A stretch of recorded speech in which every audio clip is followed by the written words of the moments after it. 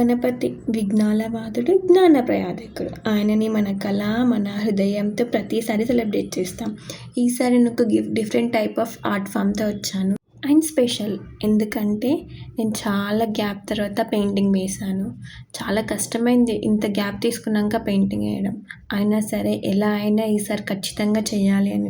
ఎంత గ్యాప్ అంటే కోవిడ్‌లో వేశా నేను పెయింటింగ్. మళ్ళీ తర్వాత అసలు కనీసం టచ్ చేయడానికి భయమేస్తుంది నాకసలు పెయింటింగ్ వేయాలి అంటే ఎలా వస్తుందో ఏంటో అని.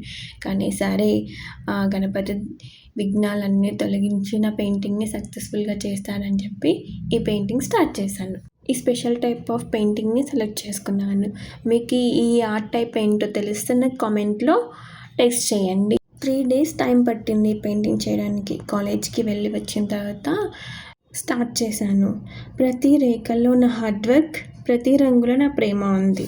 ఈ పెయింటింగ్ నాకు చాలా స్పెషల్. ఎందుకంటే మన భక్తిని, మన కళని కలుపుకునే దివ్య ఎక్స్‌పీరియన్స్. గణేష్ ఫెస్టివల్ అంటే డివోషన్, యూనిటీ. ఈ ఆర్ట్‌తో నేను ఆయన బ్లెస్సింగ్స్ అందరితో షేర్ చేస్తాను.